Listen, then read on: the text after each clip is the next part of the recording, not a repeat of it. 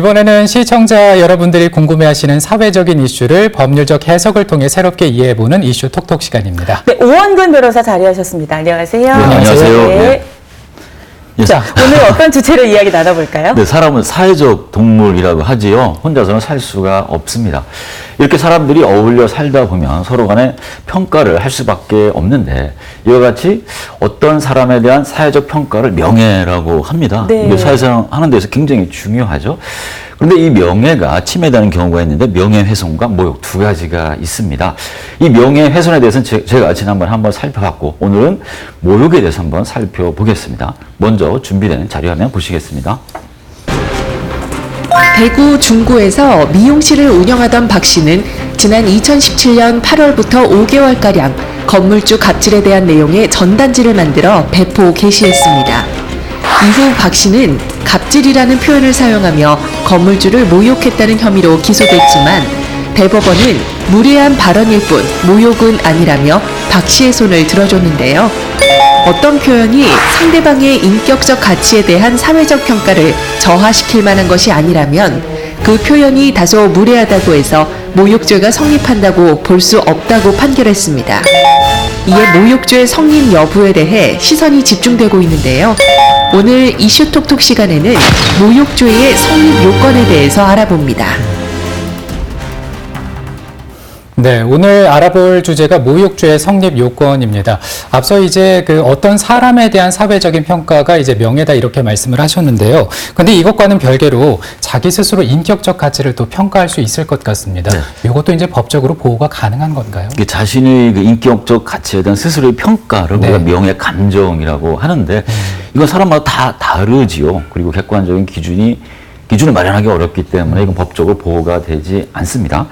나 스스로는 명예가 훼손됐다 이렇게 느끼더라도 객관적으로 보아서 그것이 나에 대한 사회적 평가, 즉 외부적 명예를 떨어뜨릴 만한 것이 아니면 위법하지가 않습니다. 그래서 명예훼손죄나 모욕죄의 성립 여부는 당사자가 느끼는 감정이 아니라 객관적으로 판단해야 합니다. 네, 뭐 명예훼손이라든가 모욕이라든가 좀 혼용돼서 사용되기도 맞아요. 하는데요. 네, 네. 정확하게 이 둘을 어떻게 구분해낼 수 있는 건가요? 이 명예훼손과 이 모욕은 그 표현 대상에 있어서 차이가 납니다. 명예훼손은 참이냐 거실이냐를 구별할 수 있는 사실을 표현해서 명예를 떨어뜨리는 것이고, 이 모욕은 사실을 표현하지 않고 사람의 사회적 평가를 떨어뜨릴 만한 어떤 추상적인 판단이나 경멸적인 표현을 하는 겁니다.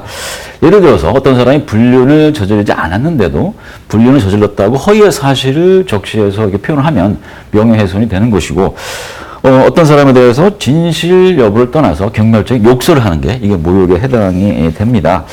이 명예훼손이나 모욕 다 형사상 범죄가 되고 민사상으로 손해배상 책임이 성립하는데요. 이 모욕보다는 명예훼손이 더 책임이 큽니다. 이 모욕은 한순간에 끝나는 경우가 많지만, 이 명예훼손은 어떤 사람의 사실을 각인시켜서 오래도록 남기 때문에 명예훼손이 더 무겁습니다. 그렇군요.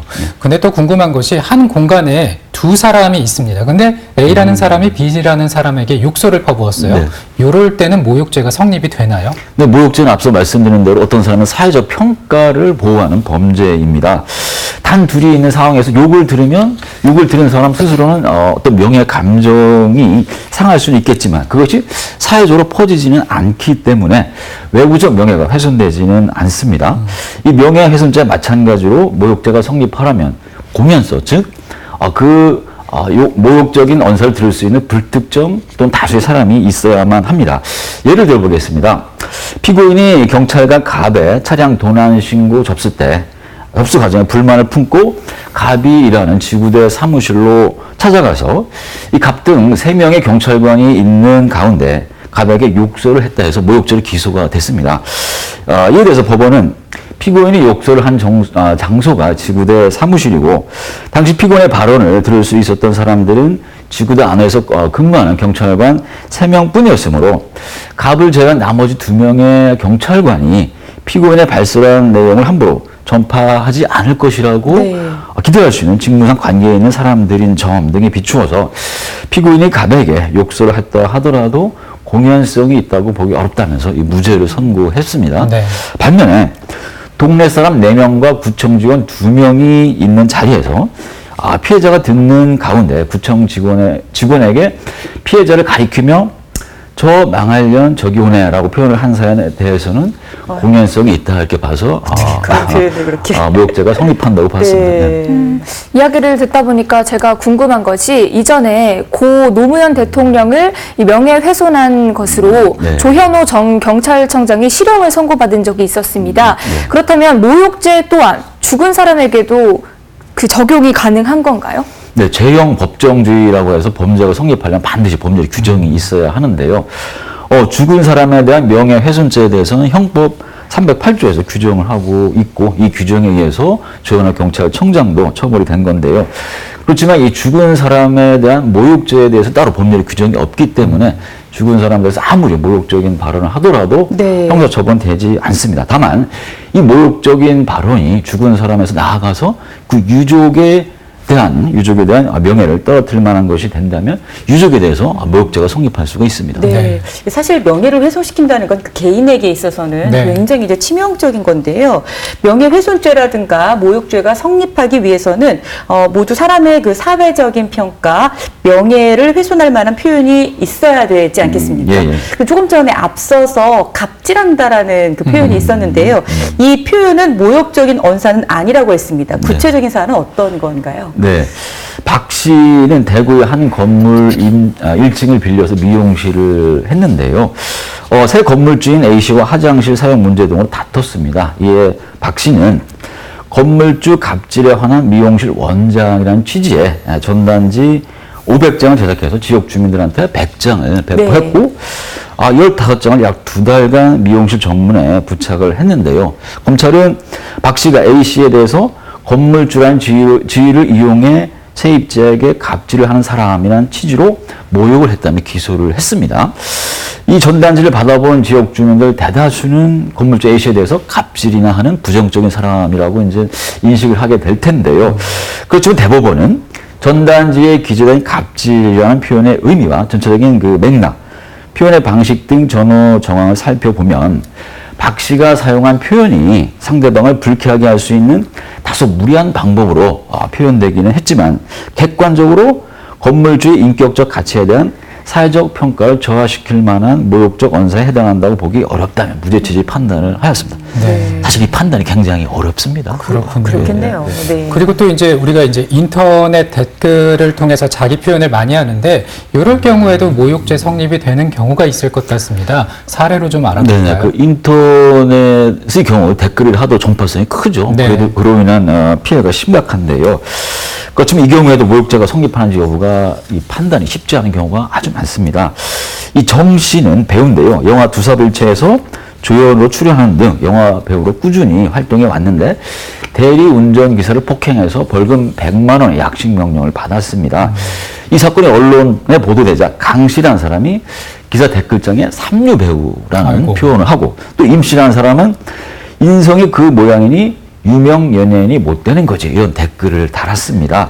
정 씨는 이들 모욕죄로 이제 고소를 했고 검찰이 기소를 했는데요. 네. 법원은 댓글을 작성하게 된 배경 등을 비춰볼 때 강 씨가 작성한 삼류 배우라는 표현만으로는 모욕적이고 경멸적인 인신 공격에 해당한다고 볼 수 없다. 또 인성이 그 모양이니 유명 연예인이 못 되는 거지라는 이런 댓글 내용도 정 씨의 인격권을 침해한 모멸적인 표현이라고 보기는 어렵다. 이렇게 정 씨의 주장을 받아들이지 않았는데요. 개인이 느끼는 거랑 법원이 그러네요. 판단하는 거랑 좀 다르죠. 차이가 있네요. 그럴 수 예. 있겠죠. 상황적인 게 이제 고려가 되니까. 네. 맞아요.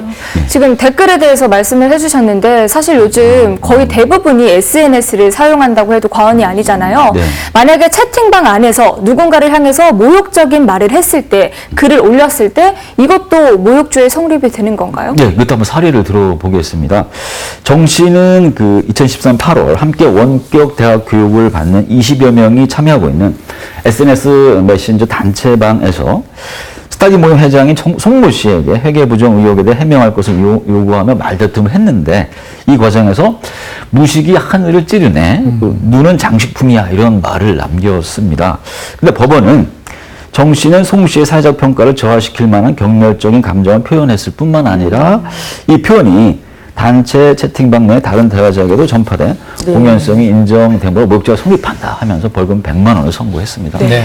열받는다고 아무 말이나 하시면 안 됩니다. 그러니까요. 네. 그리고 사실 다른 사람의 인격이 나의 말 한마디로 무너지게 된다면 그로 인해서 나도 또 치명타를 받을 수 있기 때문에 다시 한번 그 심사숙고를 해야 될 것 같은데요.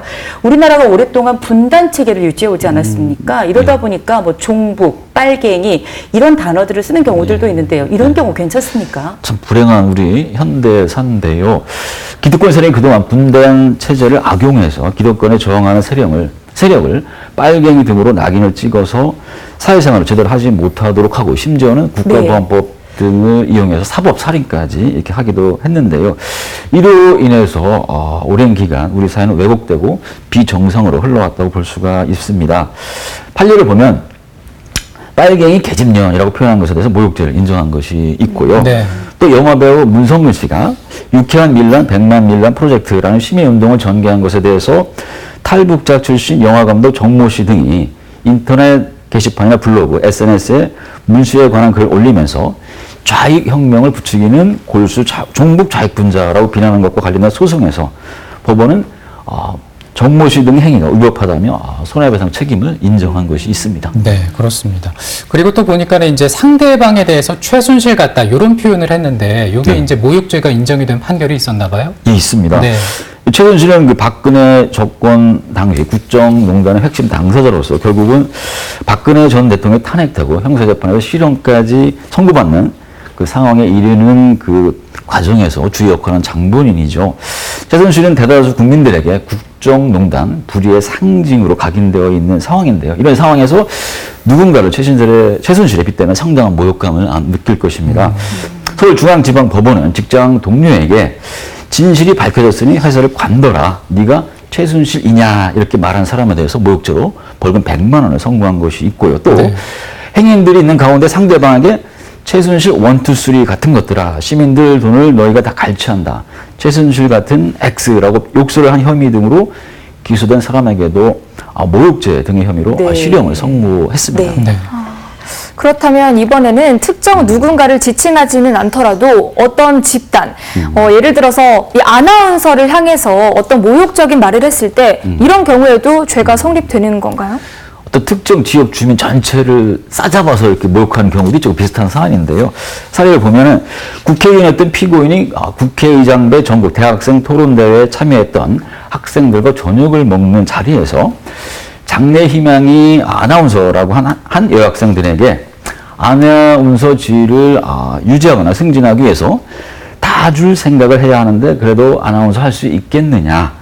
공공여대 이상은 자존심 때문에 그렇게 못하더라라는 말을 함으로써 공연히 8개 공중파 방송 아나운서들로 구성된 아나운서 연합회 회원이 여성 아나운서 154명을 모욕했다는 혐의로 기소된 사안에서 네. 1심과 2심은 이 발언이 적어도 아나운서 연합회에 등록되어 있는 회원들에 대한 사회적 평가를 저하시킬 위험성이 있는 경멸적인 표현에 해당한다며 유죄를 선고했습니다. 그렇지만 대법원은 이 사건 발언은 여성 아나운서 일반을 대상으로 한 것으로서 그 개별 구성원인 피해자들에 이르러서는 비난의 정도가 희석되어 피해자 개개인이 사회적 평가에 영향을 미칠 정도까지는 이르지 아니하므로 형법상 모욕죄에는 해당하지 않는다 이렇게 판단을 했습니다. 네. 해당하지 않는다. 그런데 이제 아나운서들이 가만히 있을 일은 없었겠죠. 사실 그러니까 이 국회의원은 아나운서 세계를 잘 모르시는 것 같네요. 네. 자, 사례를 통해서 이제 모욕죄 성립 요건을 좀 살펴보았는데 귀에 뭐 쏙쏙 들어오는 사례들이라 이해가 오늘 쉬웠습니다. 끝으로 좀 정리 말씀 부탁드리겠습니다. 민주주의 사회에서 이 표현의 자유와 개인의 명예는 불가피하게 충돌하는 경우가 많습니다. 사안에 따라서는 어떤 것을 더 보호해야 할지 판단하는 게 굉장히 어렵습니다. 또 지금 살펴봤듯이 기소가 되더라도 하급심과 대법원의 판단이 다른 경우가 많지요. 개인적인 감정에서 오로지 상대방을 비난할 목적으로 표현을 하는 것에 대해서는 법적인 제재가 가해져야 하겠지만 진실한 사실을 공익을 위해 표현하는 것은 적법한 것으로 인정되며 사회 발전을 위해서 오히려 권장될 필요가 있다고 생각을 합니다. 네. 네. 사실 뭐 혐오 표현이나 욕설에 대해서 법적으로 처분을 내릴 수는 있겠지만은 민주사회에서 이런 걸 다 막고 규제할 수는 없을 겁니다. 그래서 이런 표현을 좀 근절하기 위해서는 법적인 장치와 아울러서 우리들의 노력도 필요하지 않을까라는 생각 드네요. 네, 법적으로 모욕죄가 있다는 사실, 그리고 네. 늘 조심해야 된다는 사실을 또 다시 한번 생각해 봤는데요.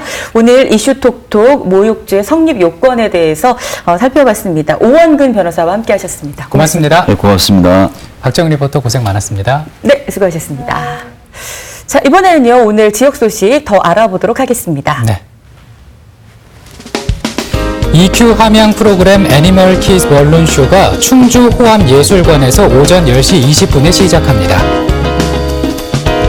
제7회 어업인 한마음 대회를 제천 청풍 공설운동장에서 오전 11시부터 진행합니다. 장애인 인식 개선 작품 순회 전시가 영동군청과 영동역에서 6월 21일 금요일까지 열립니다.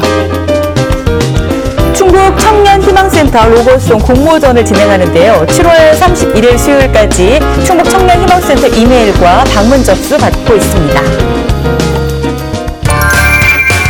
네, 화요일 예고입니다. 협력과 소통의 열쇠, 토론으로 성장하는 아이들의 모습, 교육공간 프로젝트 꿈틀에서 만나보겠습니다. 두 번째 소식은 울산에는 지금 검붉은 유혹 오디가 제철이라고 합니다. 달콤한 오디의 매력 만나보시고요. 화요일 건강클릭 시간에는 한의학 박사 최우성 원장과 함께 허리 건강의 비상신호, 급성 허리 통증주의보를 주제로 얘기 나눠보겠습니다. 네, 이제 본격적인 여름철로 접어들고 있습니다. 근데 이때 우리가 좀 주의를 해야 될 병이 있습니다. 바로 면역력이 떨어지면서 생기는 대상포진입니다. 네, 대상포진 환자는 작년 기준으로 볼 때 6월에서 8월에 지금 이제 기승을 부리는 때인데요. 네. 이게 몸 안에 들어온 바이러스가 면역이 떨어지게 되면 그때부터 이게 대상포진으로 나타난다고 합니다. 네, 대상포진의 증상은요, 피부 발진이나 우한 같은 것들이 있고요. 또 발열도 생길 수 있고요. 복통이나 설사가 동반이 된다고 합니다. 근데 무엇보다 무서운 것이 이제 옷깃만 스쳐도 통증이 있는 게 많이 아프죠. 이게 너무나 아프다고 하네요. 네, 여름에 여러분 주의 많이 하셔야 되는데요. 뭐 시력에 장애가 온다든가 얼굴 한쪽이 마비가 된다든가 이런 증상이 나타날 수 있습니다. 네. 푹 쉬시고 푹 주무시고 잘 드시면서 면역력을 높이는 게 가장 좋은 방법이라고 합니다. 네, 그리고 이제 바이러스 치료와 통증 치료를 동시에 수반을 하는데요. 만약에 조금이라도 기미가 보인다면 빠르게 병원에 가보시는 게 좋고요. 또 면역력을 높일 수 있게 건강관리 미리미리 좀 하시는 게 좋겠습니다. 네, 예방접종 있으니까 챙겨보시길 바라고요. 저희 네. 여기서 인사드립니다. 아, 그리고 드라마요. 네, 오늘 이어지기로 했던 수상한 네. 장모 드라마는 결방입니다. 그래서 내일 보시면 될 것 같고요. 네. 저희는 내일 뵙도록 하겠습니다. 여러분 고맙습니다. 고맙습니다.